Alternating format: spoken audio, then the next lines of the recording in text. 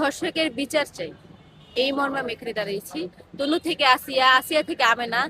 আম, আজ আমি তো কাল আপনি। তো ধর্ষকের কোনো দলমত থাকতে পারে না। ধর্ষক ধর্ষক ধর্ষক হচ্ছে একজন অপরাধী, ক্রিমিনাল। এর বাইরে তার কোনো পরিচয় আছে বলে আমি আশা করি না। এবং তারা যারা ধর্ষণ করে, অপরাধ করে বেড়ায়, তারা বিভিন্ন ক্ষমতা সার্কেলের মধ্যে ঢুকে এগুলা করে, যাতে তারা এই মানে দেখুন, বাংলাদেশে এখন কিন্তু বিচারহীনতার সংস্কৃতি কিন্তু তুঙ্গে।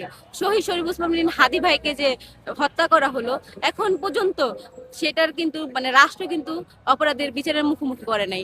এবং আপনারা দেখুন, যদি আমেনার ঘটনা দেখেন, আমেনাকে যে প্রায় 15 দিন আগে ধর্ষণ করলো নুরা সহ 5-6 জন যেই বখাটে ছেলেরা, তো তারপরে কিন্তু ইউপি মেম্বার এবং বিএনপির যে ইউনিয়ন সহ সভাপতি আছে, তারা কিন্তু এটার বিচার করলো। কিভাবে বিচার করলো? প্রহসনের বিচার। প্রহসনটা কেমন? তারা যে মাজলুম তাকেই বললো আপনাকে বাড়ি ছাড়তে হবে।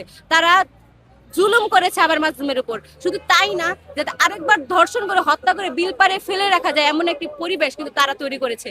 তার মানে এই জায়গায় শুধু নুরা সহ সেই 5-6 জন বখাটে ছেলে এই ধর্ষণের আসামি না, যারা কিনা আরেকবার ধর্ষণ হতে পরিবেশ সৃষ্টি করে দিছে, জুলুমের হাতকে শক্তিশালী করেছে, তারা ওই ধর্ষণ মামলার আসামি। এবং আমি চাই খুব দ্রুত সময়ের মধ্যে শুধু তাদের গ্রেফতার করলেই হবে না, তাদের বাংলাদেশের আইনের সর্বোচ্চ বিচার নিশ্চিত